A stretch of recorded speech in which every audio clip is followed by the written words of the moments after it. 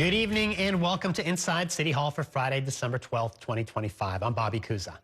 Mayor-elect Zohran Mamdani convened a meeting of the political minds. Dozens of current and former politicians, many of them among his biggest supporters, met today to discuss the transition and staffing. Still, Mamdani has been quiet about appointments with less than 3 weeks to go until inauguration. Our Dan Rivley was at Mamdani's news conference after that event today, and he joins me now with tonight's top story. Good evening, Dan. Good evening, Bobby. So Mamdani earlier in the afternoon announced this elected advisory council with more than 100 names of current and former politicians who are among his most active supporters, and dozens of them met at the headquarters of DC 37, the Municipal Workers Union, and they all got a PowerPoint presentation led by members of Mamdani's transition team. And as you can see there, that's a bit of the PowerPoint to discuss how the appointment process is going and how they're looking to fill the administration once Mamdani takes office early next year. Then also Mamdani himself showed up. You could see here in the video, some of his supporters were seated as Mamdani then enters here, and then he takes a table up front for what looks like a panel discussion. And I'll just let our viewers see this video from the pool camera here.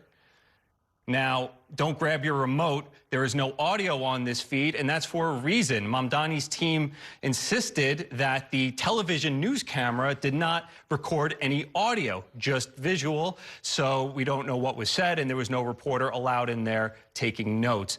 Now, after this, Mamdani did meet with reporters to field questions, and there was questions about the pace of his appointments. It's been more than a month since he announced picks for some high-level city hall positions like first deputy mayor and chief of staff. And it was a little more than 3 weeks ago he said he would keep Jessica Tisch on as police commissioner down at One Police Plaza. Mamdani addressed the pace of his appointment so far. This is the focus of the work that we're doing right now over the course of the transition, is building this team out.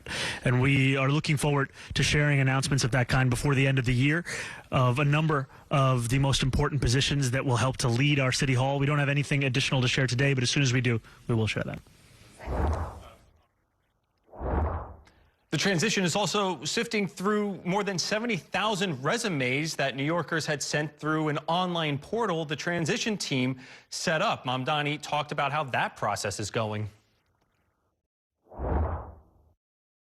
We've been already using that portal as a means by which to help us with both the highest profile positions that we're looking to fill, as well as any of the opening entry-level positions that we're looking to fill. And we're proud of the fact that now it's more than 70,000 people who've applied from every single zip code. And these are resumes that are right there at the top of the desk when we're looking at how to build this team out. Mamdani, as well as an attendee of that meeting, told New York One that he is also getting feedback on personnel from the elected officials themselves who supported his campaign, Bobby. Yeah, I mean, this whole committee seems strange. I mean, for a few different reasons. One of them is all these elected officials have jobs, and important jobs, and there's a lot of them. Like, is he planning to get them all together in one room on a regular basis, or was this a one-time thing, or do we know? That's unclear, though. I can't imagine you get more than 100 people, or even a fraction of them, in a room more than once. Look, if you had an image of this could have been an email, perhaps that right there was it. I mean, it was a PowerPoint presentation, and even though we don't know what was said at the meeting, I looked at the B-roll and I can just read out some of the bullet points on the PowerPoint. You know, lead a rigorous, efficient, transparent appointment process.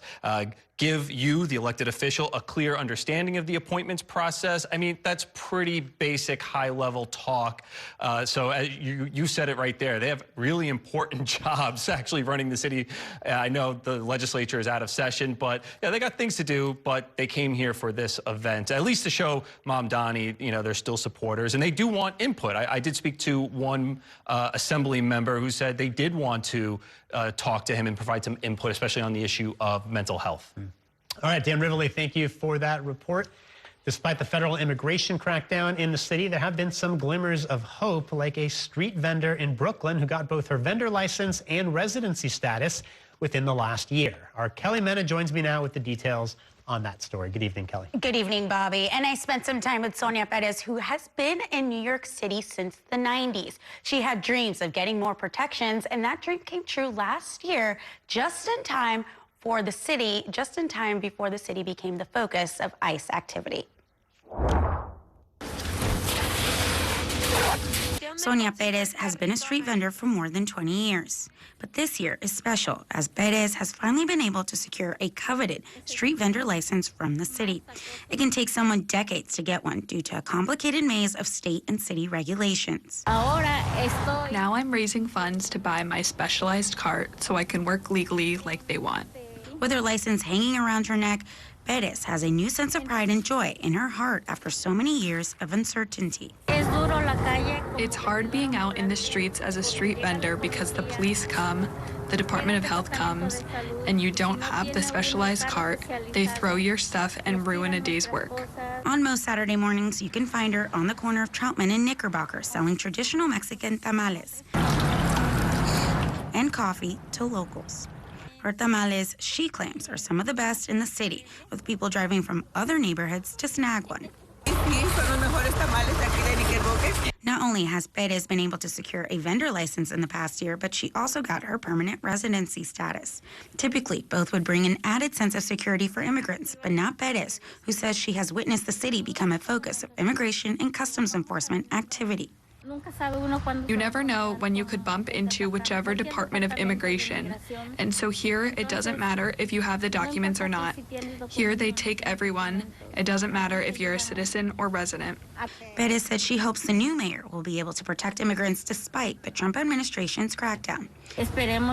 Let's hope that now, with the new mayor that is going to enter office, Zohran Mamdani, that he actually fulfills his promise and protects the city.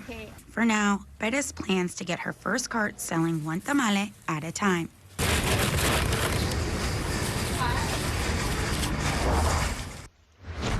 And Sonia Perez, unlike maybe some other street vendors, says that she's only once encountered any enforcement activity from the NYPD many years ago when she first started vending, Bobby. And this is itself a big political issue.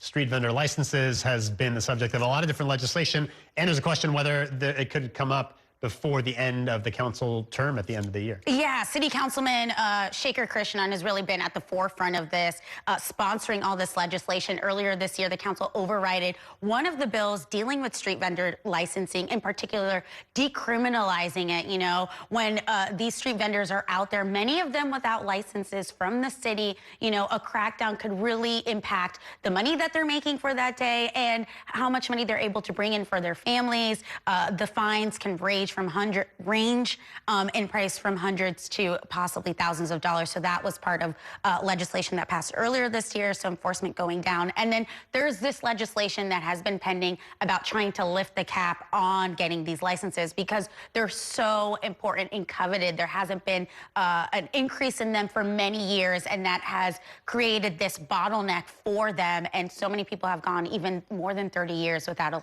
an actual street vending license from the city, Bobby. And is there a sense that she feels in any way protected now from immigration enforcement? I mean, it sounds like there's always still a fear there in the back of your mind. I think definitely she feels like she has a little bit more maybe than she had before, but not completely. We've seen this ICE activity here in the city kind of create this dragnet. Whoever's in the area is at risk if they feel that you may be somebody that needs to be checked on, needs their immigration status to be checked. She feels a little bit better, but I think for her more than anything, this has brought her that idea that you can still, even with the climate we're in, get to those protections despite maybe the fear-mongering and concerns that are going on within the immigrant community.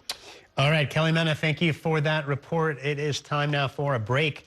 Coming up, I will bring you a preview of this week's episode of our podcast, Off Topic on Politics, where we will take a look at Mayor Eric Adams' time in office as the sun sets on his complicated term. And later tonight, I will talk with the mayor-elect of Pittsburgh, who won with an overwhelming majority, and he's got a pitch for New Yorkers. Stay with us. We're back in a minute.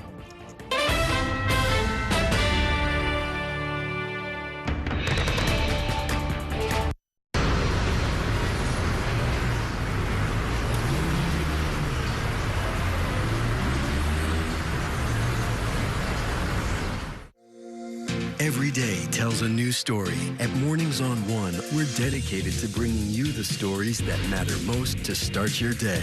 With in-depth coverage of the day's news. I'm Pat Kernan. Here are the stories we're following. And weather updates every 10 minutes. Tomorrow, some morning sunshine possible. Clouds take over.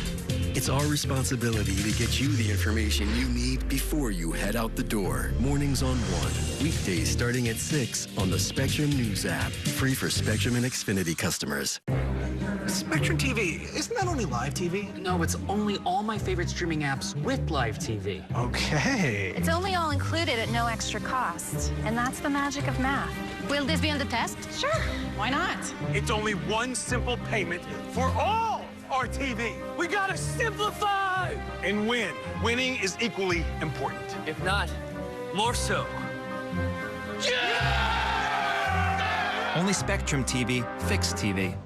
I'm Sandra, this is Jorge, and we were adopted in 2019. I remember when they first came to us, Michael was already a teenager. The whole cliche of they're so lucky to have you guys, and it's the other way around. They have changed our family for the better. They chose to love us. They didn't have to. They chose us. Family. Learn about adopting a teen from foster care. You can't imagine the reward. Visit adoptuskids.org. And that's a look at some of what's in the papers this morning. You've done at the sports section. Today's story is about the latest chapter for a beloved local business. It's a beautiful day with temperatures in the 60s, but showers are expected in the next hour. In a city that's always on the go, it's important to stop to hear the stories that connect us. The news that matters to New Yorkers. That's what brings us together. That's Mornings on One. Weekdays starting at 6.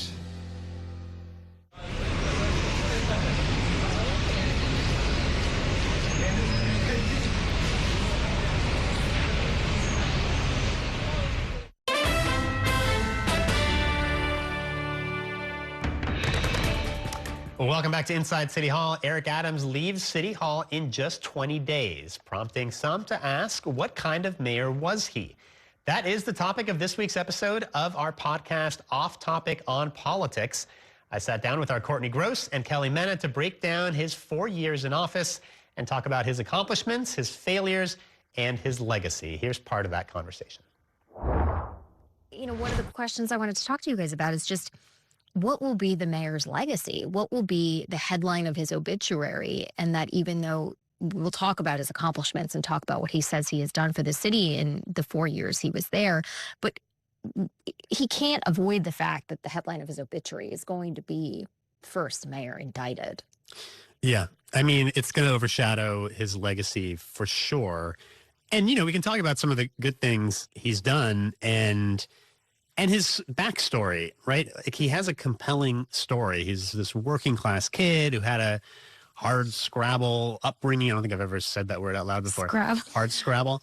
And, I think you meant scrappy. See, you misspeak all the time. Not Scrabble the game, but scrappy. Hard Scrabble is a word. Scrabble is I a word maintain. game. Yes, I just. Yeah. And it's your age. And that, yeah, it's a word that older people use.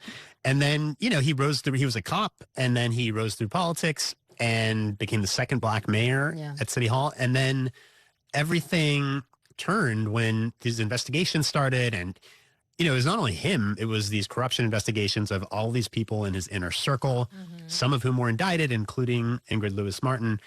And it just completely derailed his mayoralty. And, you know, I think in the end, his obituary, it's just kind of morbid to talk about his obituary. Well, I think about it, you know, let's sum up his, yeah, sure. He, it's going to, you know, not only mention the fact that he was indicted and the corruption, but also that was then dropped by the Trump administration when he embraced Donald Trump, right? Like, you have to mention both of those things together. Yeah. And the fact that is going to be what defines his time in office is unfortunate for him, right? Because, you know, we can talk about some of the good things he did in office, right? Yeah. Like, there's... And what a turning point in the party. What a 180, I think, with his relationship with the Democratic Party. I mean, when he had first taken office, he called himself the Biden of Brooklyn. I mean, there was some rumors maybe spread by him or people around him that was like, maybe he'll be president one day. You know, I feel like every single. I was going to say every mayor. It always is.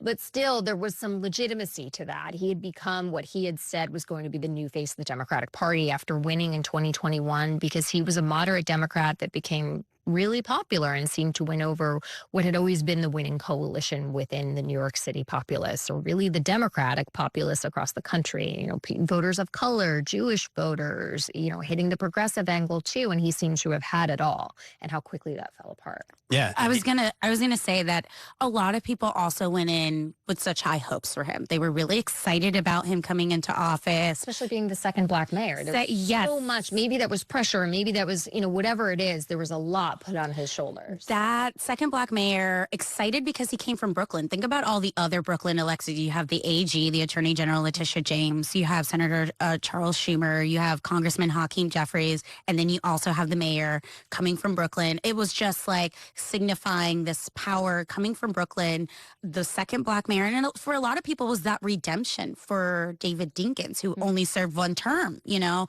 and for a lot of people, David Dinkins had that same idea of like, he can serve a second term. They felt like this was their redemption. So many people wanted to come in and serve for Mayor Eric Adams because they saw what happened to David Dinkins, and they had high hopes. He was going to turn around crime. He was going to do lots of things for people of color that many people had been overlooking for a couple of years. And so I think that was the excitement when he came into City Hall. And it's so interesting because I feel like he kind of foreshadowed the ending that he was going to have, which was, he said, and I'm going to do 2 terms unlike David Dinkins. And that was always his thing. And unfortunately, it didn't go that way. But I think that's where the disappointment started with once the federal indictment came, once even the investigations, the idea that that there was this federal investigation around him. I think that really disappointed a lot of people, because that was the beginning of maybe there's something going on there that we weren't aware of. And it's unfortunate because you don't want that to overshadow all the good work that he's doing. And I just want to update, he actually was indicted September 25th of 2023. I mean, September 2023. Yeah. Can I say, though, you know, you talk to almost anybody in politics about Adams, and they say the same thing, which is that his fatal flaw was bringing all these people into the administration who were loyalists, who he'd had long relationships with, but who weren't necessarily the most qualified people for the job. And I mean, you saw this with a lot of the people you just mentioned earlier, right? Yeah. Phil Banks was a deputy mayor for public safety, which is not always even a job that exists. And then you had Tim Pearson as a special advisor, whatever his title was. And he had like some oversight over the police department, which is not normal, right? The police commissioner did not have full control, it seemed, of the department. And that's why you saw his first police commissioner, Keyshawn Sewell, leave. Yeah. I mean, reportedly, that's what pushed her out. And she was well liked and seemed to be doing a good job. So she leaves. And then, you know, Ingrid Lewis Martin, who was his like right hand, she didn't really have a well-defined role, right? Like she wasn't also just like a senior advisor. Right. It wasn't like your normal org chart. And so he had these people who were close to him making decisions, and a lot of them ended up getting into trouble.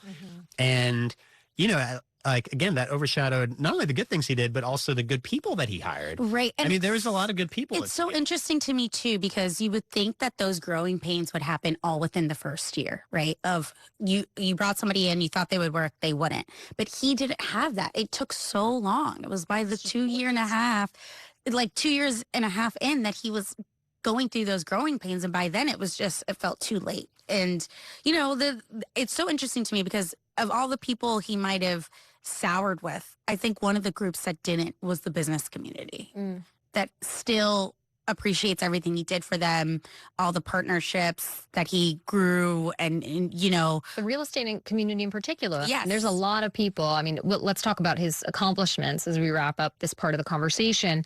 You know, one of the accomplishments the mayor says is City of Yes, and the real estate community likes City of Yes. They probably would want a bit more. And what it does is allows development to occur in all across the city in certain neighborhoods because of zoning that perhaps had been very reticent to development prior to that. And that was a signature accomplishment for Mayor Eric Adams. You can catch the full podcast wherever you get your podcast, as well as on New York One's YouTube channel. And it'll also air right here on New York One this Saturday night at 9:30 p.m. after a new episode of the You Decide with Errol Lewis podcast. It is time for a break. Coming up, subsidies for healthcare plans tied to the Affordable Care Act are set to expire next year unless Congress steps in. We will bring you a report next. Stay with us.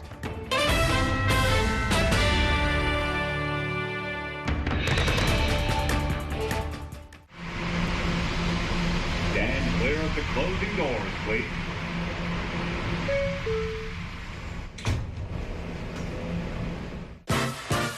There's nothing quite like the feeling of going to the theater. Onstage celebrates that excitement every week by taking you behind the scenes with the latest news and in-depth interviews of the hottest shows on and off Broadway.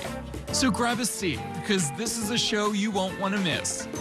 Join us every Saturday and Sunday at 7:30 p.m. for Onstage. Onstage is presented by your Tri-State Cadillac dealers. Discover which Cadillac is right for you and elevate your journey. It's only a hike. It's only made possible by Spectrum Business connecting healthcare providers of all sizes. Like hospitals relying on the Spectrum Fiber broadband network with industry-leading reliability. Practices keeping patient data safe with advanced security. Pharmacies accessing records in the cloud without fail.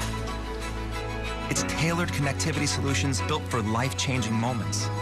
It's only a hike. It's only everything. Spectrum Business. Mom was always organized, but she started forgetting to pay her bills on time. And she'd buy the same gifts over and over. Telling the girls about my Alzheimer's diagnosis was really hard. At first, we had our cries, but then we were like, okay, let's make a plan. Early detection gave us time to adapt together. It's so important for you to think about what you can do and making the most of what you have. If you or your family are noticing changes, it could be Alzheimer's. Talk about seeing a doctor together. From my time growing up in Queens watching New York One to my time reporting here, I've seen how quickly a story can change. At News All Day, we bring you the news as it's happening, from around the boroughs to local government to your neighborhood, because our city never stops moving. Hi, I'm Shannon Ferry with the day's developing stories, but first, stay up to date and informed with News All Day, weekdays from noon to 4.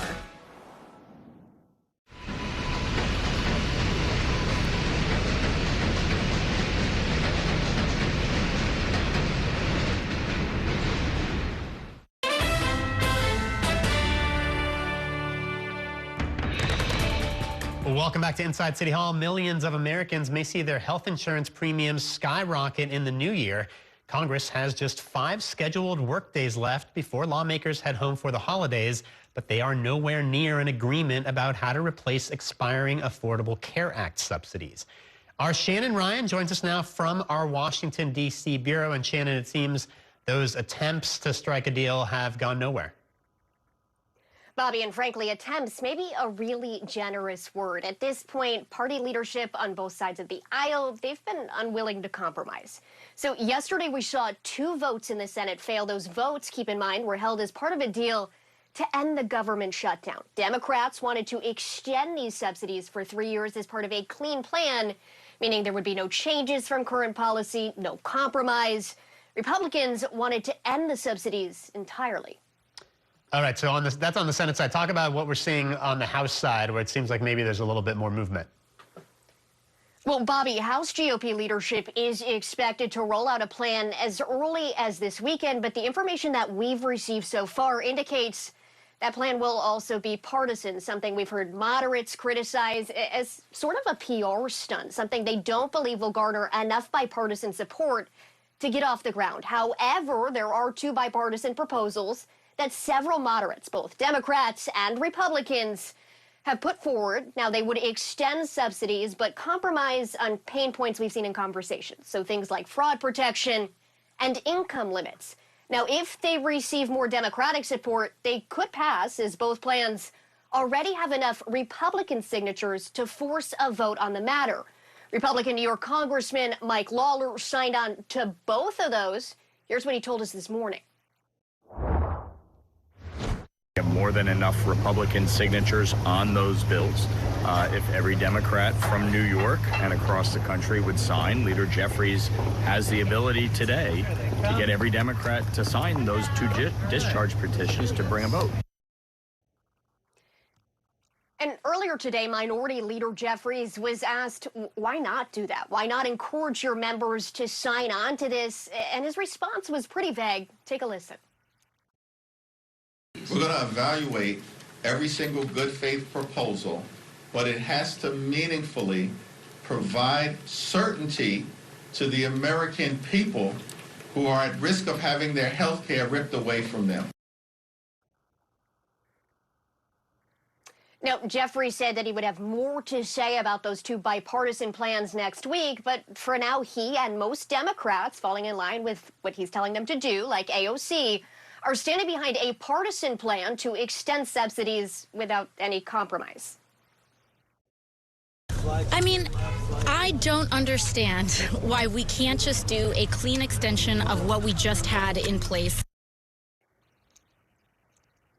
And Bobby, again, just 5 legislative days left. So even if a deal does pass in one chamber, it's incredibly unlikely that this will be resolved before lawmakers head home for the holidays and those subsidies expire. All right, Shannon, thank you. It is time now for us to take a break. Coming up, I will be joined by the mayor-elect of Pittsburgh on why he thinks the Democratic Party should embrace a more centrist agenda and his message to New Yorkers. Stay with us.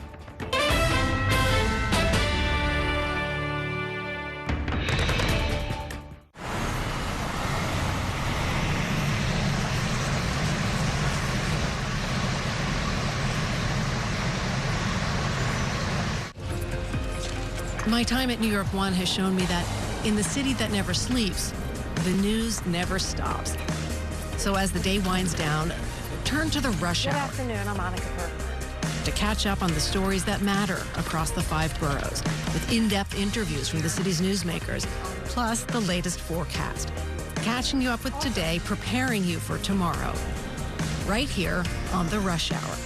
Weekdays from 4 to 7 p.m. It's only a slice. It's only made possible by Spectrum, connecting businesses of all sizes, like small businesses, instantly serving up orders and inventory on the Spectrum Fiber broadband network. And factories, seamlessly connecting to farmers in the field with tailored solutions that always deliver. It's only a slice. It's only everything. Get your business free fiber-powered internet forever. Call to find out how. I'm Chris Jakovic. I served in the United States Air Force and I deployed 3 times. So in 2017, I was serving as an Air Force First Sergeant. Our motto in that role is, my job is people, everyone is my business. But unfortunately in that year, I would lose my own brother, Lance Corporal Adam Jakovic, to suicide. The majority of veteran suicides are from guns. I store my weapons securely, not only for myself, but for my family. My service never stops. At Spectrum Noticias, we recognize that our New York City community is vibrant and diverse. Spectrum Noticias delivers balanced coverage of the stories that matter in our communities and across the country. Our journalists are based in the neighborhoods we cover, ensuring you get in-depth reporting on what's happening in the places we call home. So join us at Spectrum Noticias. We're always on, always there for you. Now available on your TV. Check your local listings. Also available on the Spectrum News app.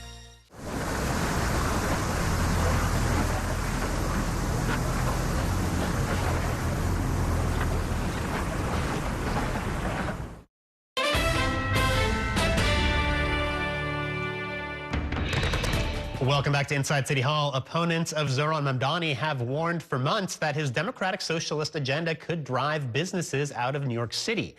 As for where those businesses might relocate, my next guest has a suggestion. The mayor-elect of Pittsburgh joins me now. Democrat Corey O'Connor was elected last month with almost 90% of the vote, and he joins me now in part to make a pitch to New Yorkers. So welcome to the show. And I guess I wanted to ask you first whether you're going to get in trouble for this, because New York mayors, when they leave town, tend to catch a lot of grief from voters? Well, I haven't started yet, so I still have a little bit of time. But no, I think, we ran on a platform of growth and opportunity. And I think there's so many people that have connections to Pittsburgh that are in New York who we want to talk about. And you already have a lot of people that have done some key developments in our city. And I think for every mayor, we should be going out, courting businesses, companies, especially cities like ours in Pittsburgh where we have to grow because it's only going to help our own residents. Let me ask you just a little bit about Pittsburgh's politics. I mean, you won almost 90% of the vote in the general election. I know there was also a primary that was a lot more closely contested. But how does Pittsburgh compare to New York? I mean, obviously the population is smaller, but in terms of political leanings and the demographics and that sort of thing. Yeah, I mean, we're a blue city, but we also are within sort of a purplish county, as well as our state is very purple right now. And I think, in order for us as Ds to win back the White House, we have to start, showing people, especially in the second largest city in Pennsylvania, that we can block and tackle and get things done and start performing. And I think that's a message that will really resonate with Western PA. So when you talk politics, we can take our Pittsburgh message about growth, opportunity, family-first approach in our cities and take it out a little bit further so that we can be successful in future elections. So, I mean, it's a little different from the themes we saw in our mayoral race, which, I don't know if you heard, but we just had quite a mayor's race ourselves. Yes, you did. Which became a national and international story, of course. I mean, talk a little bit about the view from Pittsburgh. Were you watching the mayor's race here in New York? Yeah, we do. Obviously we were out door knocking a lot, but you can see, the politics are everywhere. But I think, what we come to New York for is to also learn from different leaders. And, I hope to sit down with the mayor at some point and talk to him about, his vision and how it works in a city like New York and things that we can bring even from a Pittsburgh standpoint that we do locally that could transition. And I think that's where we should all be. As mayors, whether you're Pittsburgh, New York, or somewhere out in California, we're all in this together because we want to make a better life for our constituents. Oh, sorry. No, so Mamdani is a unique politician, right? I mean, he's young. You're young as well, but he's got, I think he's got like 7 years on you in terms of... Yeah, 41. Yeah. 41. I did get carded the other day going into a movie, but it's okay. I can handle it. So he's 34. Yes. One of the youngest mayors ever in New York City. He's the first Muslim mayor, first mayor with South Asian descent, and he's a democratic socialist. But he really ran on this affordability agenda. I mean, that was almost the defining characteristic of his campaign.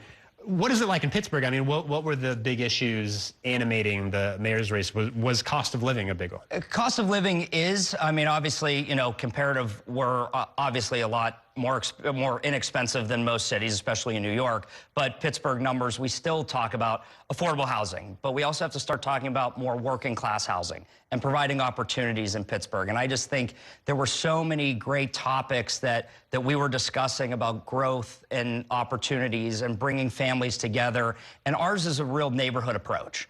But it coordinates even with our downtown businesses who haven't seen a mayor that's reaching out to them. Yesterday, I called a company that just located in our, what we call our Strip District neighborhood, and they were just thankful that an elected official reached out to us. And I think our goal coming into this office is to call companies that are local, whether it's the pizza shop or the startup or the corporation, to say, hey, how can we help you succeed in Pittsburgh?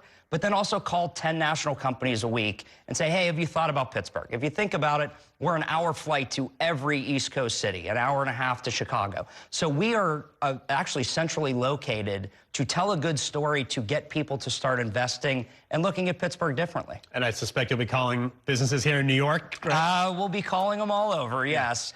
I mean, you talk about, a different kind of politics. Do you look at somebody like Mamdani, obviously Democratic Socialist, who, has some, big ideas, free buses and a rent freeze on the rent-stabilized apartments here in New York City, universal child care. I mean, do you see his politics as too far left for the Democratic Party and where we are in this country? Well, again, I think each electorate is different. As I said, we're in a different state than he is. And, he had a message and a vision for his voters. And we have something that's slightly different in Pittsburgh. But we did do an affordable housing trust fund when I was on city council. We fought for common sense gun control. We actually started a capital program for early childhood education.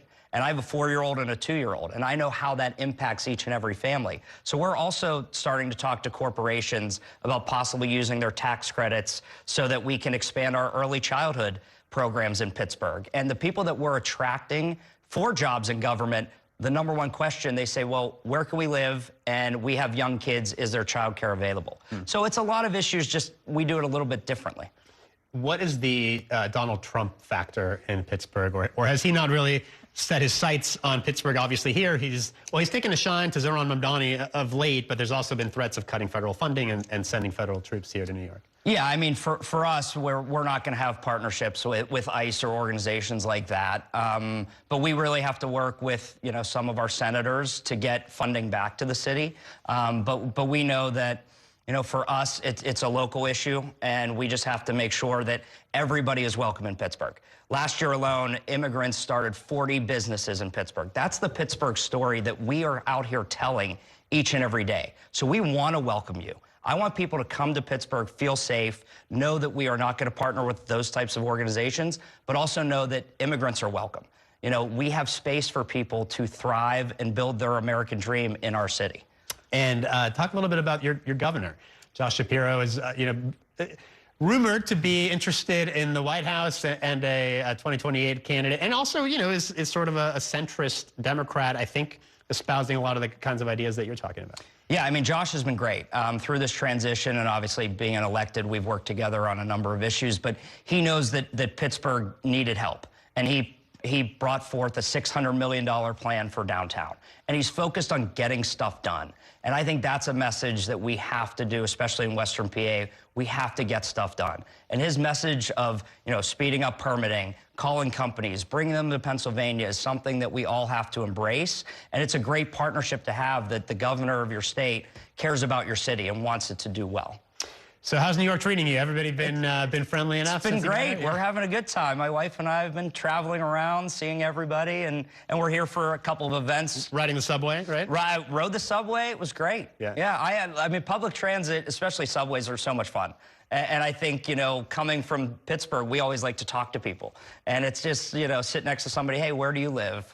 I'm from Pittsburgh. And it was funny, actually, a couple of your staffers outside, one of them just told me that his brother flew to Pittsburgh for just a random weekend. And he said he loved it. And I think those are the things that we have to talk about, especially as the leader of the city. This is what we're here to do. Right. All right. Well, thank you so much for coming in and spending some time with us. Yeah. Good luck to you. I don't want to wish you luck in poaching too many New York businesses, but good to spend some time with you. Thank you very much. Thanks for the time. All right, it is time now for a break. Coming up, we will talk about the race for governor and Mayor-elect Mamdani's transition when we're joined by two top reporters in our Friday Reporters Roundtable. Stay with us.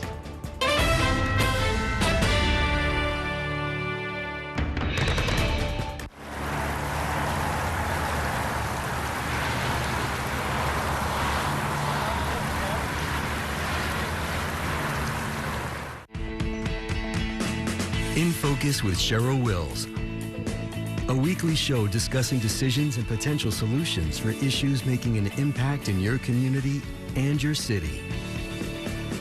If it's important to New Yorkers, then it's being talked about here. In Focus with Cheryl Wills, Sunday mornings at 10:30 on New York One.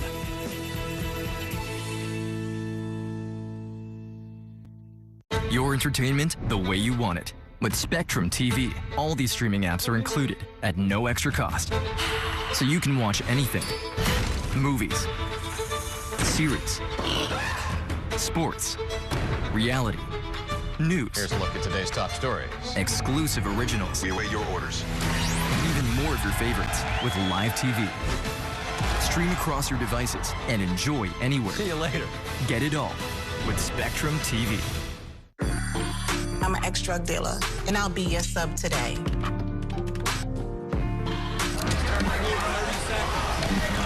Two milligrams of fentanyl can be lethal. A lethal dose is in here. Who gets it, I won't know. It's cheap, it's potent, and it's profitable. The sad reality is fentanyl is being mixed into everything now. More kitchen now. My father was a New York City firefighter. My mission, like his, is to serve New Yorkers in a city that doesn't stop when the sun goes down. Being with New York One since the beginning, I'm now honored to join you even earlier each weeknight. Starting at 8 with New York Tonight, we'll explore the latest news developments, followed by New York One at 10 to wrap up your day. So join me each weeknight starting at 8 right here on New York One.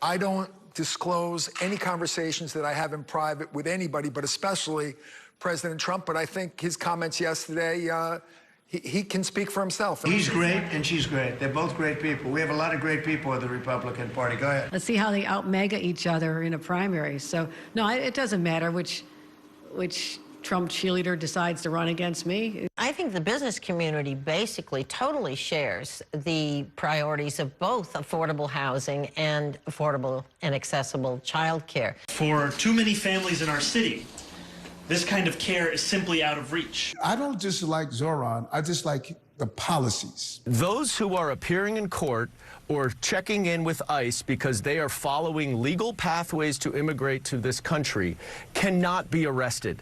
When they're coming to abduct your neighbors, you don't just say, can I introduce a bill or can I write a letter? You say, do I go put myself out there? I didn't say all you did. All the headaches that we're getting as a city come exclusively from the federal government. Now it's more than 70,000 people who've applied. These are resumes that are right there at the top of the desk when we're looking at how to build this team out. I'm not yet the mayor, but I am hard at work. There's a sunrise and a sunset into everything in life. The question you must ask, what did you do during the sunrise? Welcome back to Inside City Hall. That was a look back at some of the week's top political stories, including Mayor-elect Mamdani providing an update on his transition with less than 3 weeks to go until Inauguration Day. And joining me now to discuss all of this are two top journalists in our Friday Reporters Roundtable. Katie Honan is a reporter for the nonprofit newsroom The City and the co-host of the FAQ NYC podcast. And Josie Stratman covers City Hall for the New York Daily News. Thank you both for being here. So Mamdani didn't really have a lot of announcements to make this week. He highlighted these meetings he had with business leaders to talk about housing and childcare. And then there was this weird thing today with this elected advisory committee. So Katie, tell us what this was about. This is a list of more than 100 elected officials who are supporters of Mamdani. That's really it. Josie and I were at the press conference this afternoon where he discussed what they talked about. He didn't really say much. There wasn't really much news out of it. It's 100 of his, he said, his most active supporters, people who endorsed him, but then also some people who didn't really endorse him. And I guess they're going to be working out his transition. It seems a little late for that. I will say that there was pool video of it, but there wasn't even any audio that they were allowed to record. So this sort of weird, like, we're not going to let you in, we're going to let you record video, but we can't hear what anyone's saying. We don't know exactly what the point of it was. He's talking about building out this transition. Like you noted, we still don't have many more appointment notifications after we kind of had a few early on. So we're all waiting to see, with just a few weeks left, what this Mamdani administration is going to look like. Right. It seemed kind of like a fluffy announcement on top of, frankly, several fluffy announcements. And these are all elected officials that the mayor-elect is frequently talking to anyways. People like Kathy Hochul, who he's obviously been in pretty close contact throughout the transition. So it's not clear what this would really mean. Right, and like these, are these people really all going to get together in the same room to discuss? Well, they weren't even all in the same room today. Right, they've all got pretty busy jobs. So, right? How much should we make of the fact that there hasn't been a lot of appointments? I mean, up until this point, we've only heard about a very small handful of Mamdani's team. We've only got a few weeks left until the inauguration. I mean, is this a big deal, or do you think he'll sort of catch up in these last couple of weeks? I think he'll catch up. I think because he made the Dean Foolahan and Elpisgard Church announcement before Thanksgiving, it seemed early. Maybe we thought that there'd be every day or every week more announcements. I will say, Josie pointed this out earlier at work. He's actually not behind. Eric Adams appointed his female deputy mayors, the 5 of them, December 20th. I think at this point you said Bill de Blasio by 2013, he only had 4 people. So it's not that he's behind, but I think because the early announcements maybe had us anticipating more. And he announced his 400-person transition team. Look, I'm not sure exactly what they're all working on and that kind of thing. And even the 70,000, more than 70,000 applications to his portal, he said they're at the top of the desk looking through resumes, but who knows how many people who applied that way are actually being called up. I asked how many people are being called up for jobs, and he didn't directly answer. All right.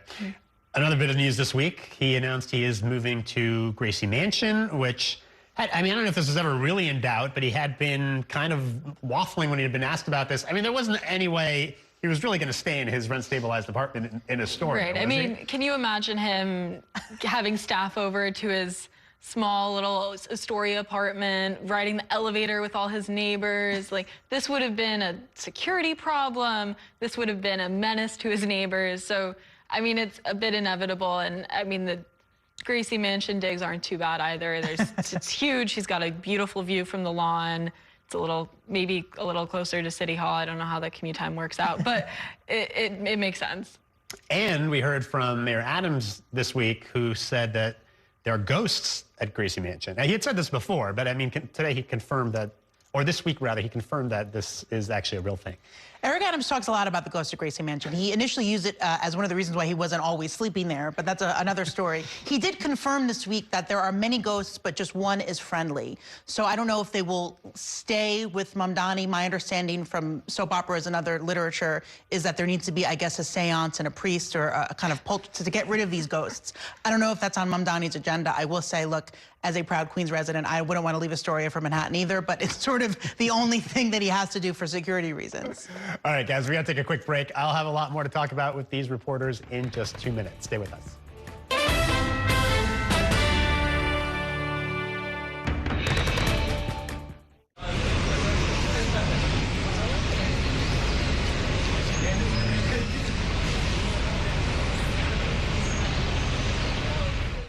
We have so many ways to stay connected.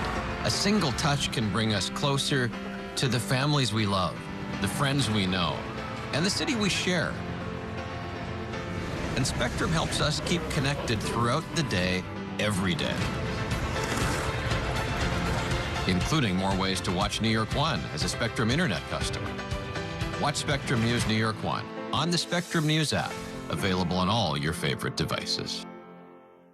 There's an international travel plan with Spectrum that was an additional $10 a month, as opposed to paying a ridiculous amount per day for roaming fees. This literally felt like my old phone carrier was reaching their hand into my wallet and just helping themselves to some of my cash. I like having no surprises when it comes to my cell phone bill. And with Spectrum, that's been the case. So it's saved me a ton of money. Real customers, real savings. To see how much you can save, visit spectrum.com/save.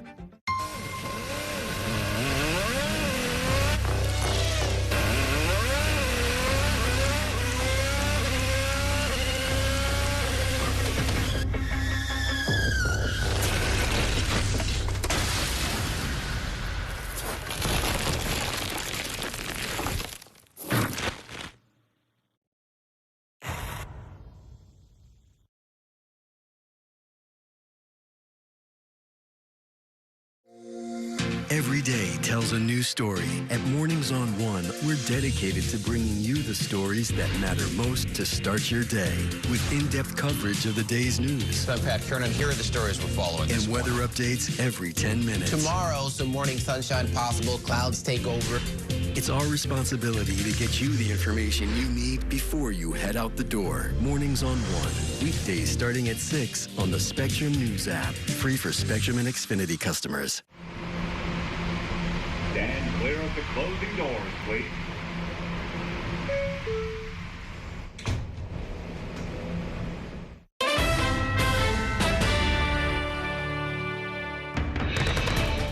Welcome back to Inside City Hall. I'm once again joined by my Reporters Roundtable, Katie Honan from the nonprofit newsroom The City, and Josie Stratman of the New York Daily News. So, Katie, you sort of eavesdropped on some of the conversations about the inauguration preparations down at City Hall. So it is happening on the City Hall steps, we believe, right? That's what my eavesdropping. I faked a phone call on the front steps of City Hall and listened in. I believe it will be open to the public. Then they were mapping out where the stage would go before they shooed me away twice. But I guess it's sort of like Gracie Mansion. Where else? You know, Eric Adams didn't have his inauguration. He had it at the Times Square ball drop, which Mayor Bloomberg had done in 2002, right? The first moments of 2002. But Eric Adams didn't have his typical City Hall inauguration. He wanted to do a big thing at King's Theater, but it was pushed and then kind of made smaller due to the Omicron outbreak at that time. This is 2022. So I think, yeah, where else would Zohran Mamdani have a huge inauguration? All he has said publicly is that will be something that all New Yorkers can participate in, and I believe it will be open to the public based on where they said the kind of wanding and security will be. So we'll see that, you know, January 1st. And by the way, Mayor Adams on New York One this week, when he was asked about the inauguration, was sort of non-committal about whether he would go, and it almost sounded like he's afraid of being heckled or something. Like, is that what this was about? Yeah, I mean, he chalked it up to Mamdani's supporters being basically too rowdy. I think he used the word disrespectful. Clearly, there's not a huge overlap between the Adams base and Mamdani base, and it might be a bit of an unfriendly environment. But to not attend the inauguration would be a pretty big break in tradition. Traditionally, mayors do attend the swearing in of their successor. They're peacefully transferring the power over to the other hands in City Hall. So we'll see. And speaking of the transfer of power at City Hall, you guys are at City Hall every day. You know, you're running into Adams staffers, many of whom are on the last few weeks on the job. What is the mood like for these people down at City Hall? I think there's been a lot of, it's pretty empty, I will say, and they're certainly coming in even later than the reporters, if you can imagine that. And I think for some of the staffers, there was, you know, when there was the notification of the 179 people who would not be part of the Mamdani transition administration, I think some of that, maybe some of them will keep some kind of job, not all of them. I think some of them were surprised, which I don't know why they were surprised, but I will say, it's a little empty. Obviously, we also have the end of the council, so it's the last few weeks of the speaker and for a lot of the members as well. So you see people moving stuff out with boxes, and I mean, the reporters are having fun. We're all getting ready for the next mayor and how we're going to do that, but it has been a little empty. And it's not like there's a lot of animosity between the City Hall staff and the Mamdani campaign necessarily, right? I mean, obviously, we've seen some tension between Mayor Adams and Randy Mastro's deputy and the Mamdani team, but like, what about everybody else at City Hall? I mean, some of them are trying to get jobs with the incoming administration. Yeah, or even working with the Mamdani transition, the incoming administration, to hand off all the information that Mamdani will need to lead the city. So all the weedsy, like, here's what projects we're working on, here's where we stand on certain pieces of legislation, that's all being hashed out more behind the scenes, not necessarily in a dramatic fashion. But yes, I mean, the figureheads, Adams, Randy Mastro, these people, obviously there is a lot of animus there. Yeah. A couple other quick stories, not quick stories, but other big stories actually to get to. One of them is Brad Lander announcing for Congress against Dan Goldman with the support of Zohran Mamdani. I mean, there's a lot to unpack there, including the fact that Mamdani went with Lander and not with the DSA candidate in this race. But what's your take generally on Lander for Congress? I think he'll probably raise a lot of money, and I do think it's a real threat to the sitting congressman. I mean, obviously Dan Goldman doesn't need help with money. He's pretty wealthy on his own, but this seems like something that Brad Lander, you know, he has the support of the mayor. I'm sure he would rather be mayor of New York City, but that ship sailed for him, and this is sort of the next thing for him to pursue. I don't know how ugly this race will get. They seem to be aligned on some of the issues, not everything. And we'll just see, especially that part of Brooklyn, which is a very active voting bloc. And I think Mayor-elect Mamdani's support will mean a lot in that district. Right. I mean, it's also interesting because this is maybe the first time we're really seeing Mamdani trying to wade in as like a kingmaker in local politics. So he upended the DSA's plan to put in current council member Alexa Aviles to challenge in that district, and instead went for not their pick, Brad Lander. Aviles then dropped her bid. So it's interesting because we've seen him sort of operate on a level a little bit separate from kind of wading into all of the dynamics and more politics, all the relationships, and now as incoming mayor, he's trying his hand at that. Yeah. Let's also get to the race for governor, because the big news this week was that Bruce Blakeman, the Nassau County executive, is going to run in a Republican primary against Elise Stefanik. Actually, I want to play for you guys a soundbite from just a little while ago from the White House, where Stefanik was actually in the Oval Office with Trump. And Trump, of course, hasn't really picked a side yet in this race. He has relationships with both Stefanik and with Bruce Blakeman. Here's what he said just a short while ago about Stefanik. She's running for a little position called governor of New York, and she's got a hell of a shot at it. That's all I can see. I see polls that look very good, and we could use you in New York. She's got a little competition and with a very good Republican, but she's a great Republican. I mean, he's continuing to say good things about both candidates. I'm distracted. Who are the men wearing cowboy hats behind them? I missed that. Yeah, I think he likes to play both sides. I think President Trump loves a winner no matter what, right? So I don't think he wants to fully go for any candidate if he thinks the other one might win. And maybe he'll support in other ways, financially, or push other people to donate. But I think he's going to really play for this to see whoever continues to do better in the polls, that's who he will support. Yeah, and I mean, Stefanik was probably counting on his support, and it seemed like she was going to have a clear path to the Republican nomination, but Bruce Blakeman kind of throwing a wrench in all of that. Right. I mean, Stefanik has been, pretty close to Trump, so maybe she took that for granted. I don't know how loyal Trump will stay, obviously. I mean, the other thing to remember is Hochul's approval rates have actually, I believe, risen in the state, and now we have 2 Republican candidates duking it out that might serve to harm the Republican Party in the state, where we already lean pretty blue overall. So not sure how much of a challenge there will be to Hochul or not. It's hard to tell at this point. All right, guys, we are going to leave it there. Katie Honan and Josie Stratman, thank you guys so much for joining us tonight. And that is going to do it for tonight's show. Stay tuned for another episode of our weekly national political show, The Big Deal with Errol Lewis, at 9 o'clock tonight. Thanks for watching, everybody, and have a great weekend. We will see you the next time on Inside City Hall.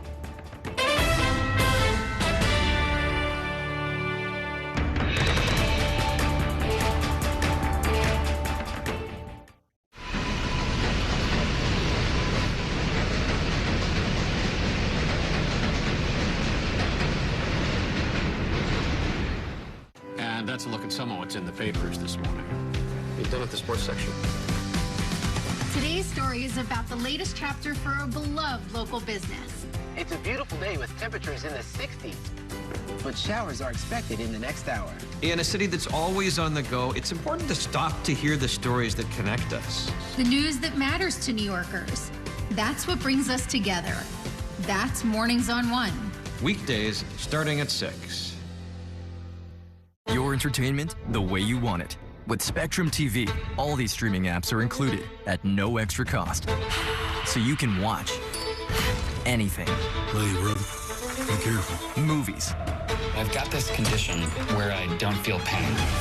You're a superhero. No. Series. There was another murder in the building. Sports. Reality. Here's to a summer you'll never forget. News. Here's a look at today's top stories. Exclusive originals. You await your orders. Even more of your favorites with live TV. Welcome into First Take. Stream across your devices and watch anywhere. At home or out and about. It's the entertainment experience you've been waiting for. Streaming apps included at no extra cost. Just got that, pal. Get a good look. With live TV and on demand. All together, all in one.